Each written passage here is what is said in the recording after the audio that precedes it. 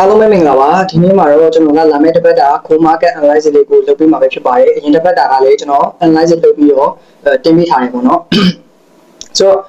ကျွန်တော်တို့ H4 time frame ကိုအရင်ဆုံးကြည့်မယ်ပေါ့နော်ဒါကတော့ကျွန်တော်ပြီးခဲ့တဲ့ Friday က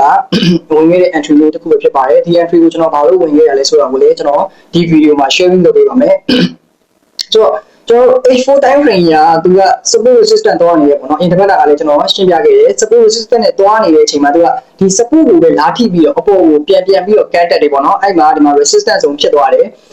ပြီးခဲ့တဲ့တစ်ပတ်ကလည်းဒါဒီမှာ resistance ဇုံကိုရောက်ပြီးတော့ပြန်ပြီးတော့အောက်ကိုပြန်ကျတယ်ပေါ့နော်အဲ့အချိန်မှာဒါပေမဲ့သူက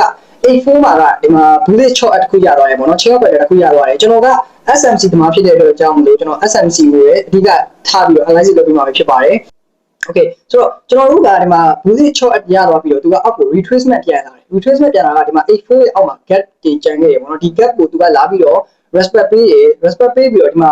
bullish angle fee ပေါ့နော် H4 ရဲ့ဒီရှေ့ကန်တွေကိုဒါ bullish angle fee လို့ခေါ်တယ်ဒါ bullish angle fee နဲ့ပြန်ပိတ်တော့တဲ့အတွက် pullback ပြန်လာကိုကျွန်တော်ဒီမှာ entry ဝင်ခဲ့တာပဲဖြစ်ပါတယ်ဒီ entry က swing ဖြစ်တဲ့အတွက်ကျွန်တော်တို့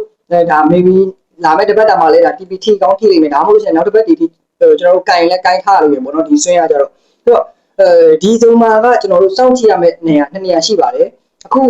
အရင်တစ်ပတ်ကဖြစ်ခဲ့တဲ့ဒါ4165စီးရန်ပေါ့နော်အဲ့စီးရန်ကိုဖောက်မလားမဖောက်ဘူးသူပြန်ကန်ကြလို့ရှိရင်လေဒီအောက်မှာရှိတဲ့ gap တွေပါတွေကိုပြန်လာပြီးတော့ retracement လုပ်နိုင်နေတယ်ပြီးတော့အဲ့ပေါ်မှာ resistance ဆိုတခုရှိရပေါ့နော်4184နဲ့4214ဆိုတဲ့ဇီရန်ရှိပါသေးတယ်အဲ့ဒီကိုတော့သူကဒါဖောက်နိုင်ပါမလားဒီဇီရန်ကိုဒါမဖောက်ဖဲနဲ့အောက်ကိုပဲပြန်ကျလာအောင်မလားပေါ့နော်ဆိုတော့ကျွန်တော်လက်ရှိမှာတော့ TP ကိုဒီနားမှာတစ်ဖြက်ယူထားတယ်ပေါ့နော်4165ဇီရန်မှာကျွန်တော် TP တစ်ခုယူထားတယ်တကယ်လို့ဒါဒီ resistance ဆိုလို့ဖောက်ဖဲနဲ့rejection candle တစ်ခုပြခဲ့မယ်ဆိုလို့ကျွန်တော်တို့ဒီမှာ sell ထည့်လို့ရမယ်အဲ့လိုမှမဟုတ်ဘဲနဲ့ဒါလာမယ့်တစ်ပတ်တာမှာပြင်အားအသက်အားကောင်းကောင်းနဲ့ဒါဒီ resistance ဆိုကို break သွားမယ်ဆိုလို့ရှိရင်တော့ကျွန်တော်မှတ်ထားတယ်ဒီပုံမှာ4355ဇီရန်ကိုဒါရောက်နိုင်တယ်ပေါ့နော်အဲ့တော့ကျွန်တော်တို့ကလာမယ့်တစ်ပတ်တာမှာလည်းဒါ bullish အားကောင်းနိုင်ပါတယ် bullish အားကောင်းတဲ့နေရာတွေကျွန်တော်တို့ကဒါအယောင်းထက်အဝယ်ကိုပဲကျွန်တော်ကဦးစားပေးပြီးတော့ထည့်ပေးခြင်းပါတယ်ဒါက swing trade တွေပေါ့နော်ကျွန်တော် day trade တဲ့သူတွေအတွက်ကိုလည်းကျွန်တော်Monday မှာMonday ညလောက်ပေါ့နော်ကျွန်တော် analysis တွေလုပ်ပြီး check တင်ပေးပါတော့ကိုကအခုတရှိကဘယ်လိုဆက်သွားမလဲဆိုတော့မသိသေးလို့ပါ